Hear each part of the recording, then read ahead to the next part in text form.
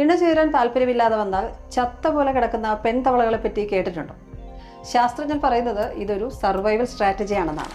കഴിഞ്ഞിടെ ബെർലിനിൽ പ്രസിദ്ധീകരിച്ച പഠനത്തിലാണ് പെൺതവളകൾ ഈ tonic immobility അഥവാ മരണ നാടകം കളിക്കുന്നതെന്ന കണ്ടെത്തൽ വന്നിട്ടുള്ളത്. അതായത് താല്പര്യമില്ലാത്തപ്പോൾ ഈ പെൺതവളകൾ ശരീരത്തിൽ നിന്ന് കൈകളും കാലുകളും എല്ലാം നീട്ടി ശവസമാനമായി നടിക്കും. അങ്ങനെ ആൺതവളകളുടെ റഡാറിൽ നിന്നും ഇവറ്റകൾക്ക് ഒഴിവാകാനാകും.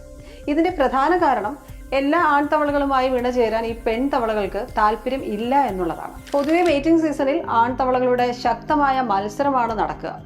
ഈ പെൺതവളകളുടെ അടുത്തേക്ക് എത്താനായിട്ട് ആൺതവളകൾ ഒരു കാണിക്കുന്ന ധൃതിയും വെപ്രാളവും ഒക്കെ വളരെ എമിനൻ്റ് ആണത്ര ഈ യൂണിവേഴ്സിൽ. പോരാഞ്ഞ് ഇണചേരാനായി ആൺതവളകൾ പെൺതവളകളെ നിർബന്ധിക്കുകയോ ഭീഷണിപ്പെടുത്തുകയോ ഉപദ്രവിക്കുകയോ ഒക്കെ ചെയ്തേക്കാമെന്നും പഠനത്തിൽ പറയുന്നുണ്ട്.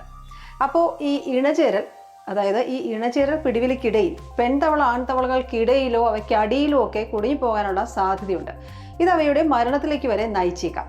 മേറ്റിംഗ് എത്ര ഇൻറ്റൻസ് ആയാലും പെൺതവളകൾക്ക് അത് അപായമണിയാണ്. അതുകൊണ്ടാണ് ഈ മരണനാടകം പോലും പെൺതവളകൾക്ക് അതിജീവിക്കാൻ വേണ്ടിയുള്ളതാണ് എന്നുള്ളൊരു തീരുമാനത്തിലേക്ക് സയന്റിസ്റ്റുകൾ എത്തിയിട്ടുള്ളത്. കരയിലും വെള്ളത്തിലും ജീവിക്കുന്ന ചില ജീവികളിൽ, അതായത് ചിലന്തികളിൽ, ഡ്രാഗൺ ഫ്ലൈകളിലൊക്കെ മുൻപും ഇതുപോലുള്ള വ്യാജമരണമൊക്കെ നിരീക്ഷിക്കപ്പെട്ടിട്ടുണ്ടെങ്കിലും അതെല്ലാം ഇരയായി തീരാതിരിക്കാനുള്ള സൂത്രങ്ങൾ മാത്രമായിരുന്നു. എന്നാൽ ഇണചേരൽ ഒഴിവാക്കാൻ സ്വന്തം മരണം നടിക്കുന്ന വെർട്ടിബ്രേറ്റ് സ്പീഷീസ് അഥവാ നട്ടെല്ലുള്ള ജീവിവർഗം ഇതാദ്യമെന്നാണ് ഗവേഷകർ പറയുന്നത്. ഏതായാലും ഒരു കാര്യം മനസ്സിലായി, ജന്തുലോകത്തും ഡ്രാമ തീരെ കുറവല്ല.